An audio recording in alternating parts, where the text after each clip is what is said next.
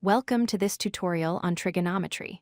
Today, we are going to learn how to use the law of cosines to solve SSS triangles. That is, finding unknown angles when you already know the lengths of all three sides. First, let's look at the formula. The law of cosines connects the lengths of the sides of a triangle to the cosine of one of its angles. You see three versions here, but they are all the same pattern. The side squared equals the sum of the other two sides squared, minus 2 times their product, multiplied by the cosine of the angle opposite the first side. So when do we use this? A very common scenario is the SSS case, which stands for side, side, side. This is when you are given side A, side B, and side C, but you have zero information about the angles. This law is the perfect tool to crack this problem. To find an angle, we need to rearrange the formula. By doing some algebra, subtracting sides and dividing, we isolate the cosine of the angle.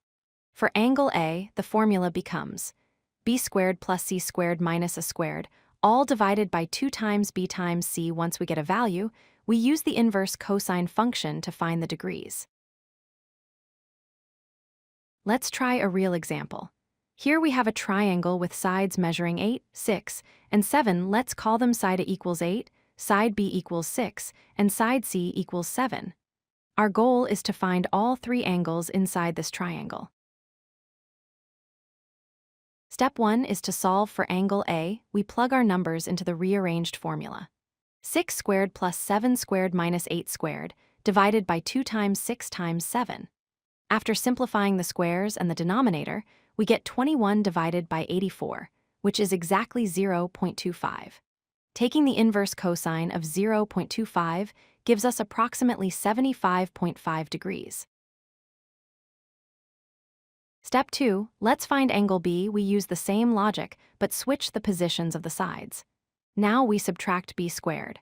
So it is 8 squared plus 7 squared minus 6 squared, divided by 2 times 8 times 7. This simplifies to roughly 0.6875.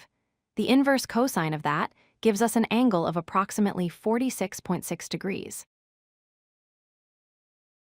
For the final angle, C, we don't need the complex formula.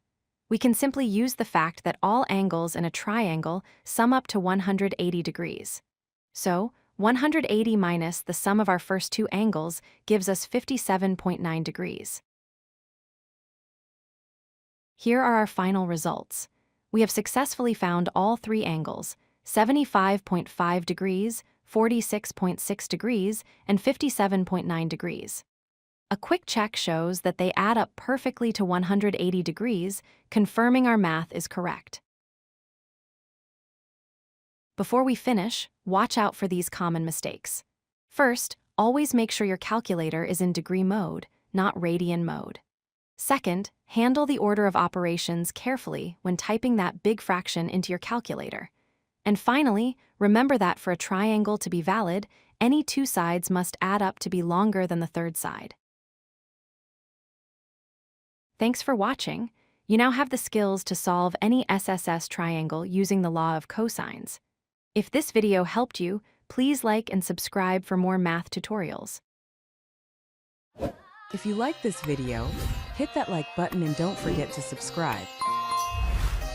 Visit codelucky.com for more such useful content.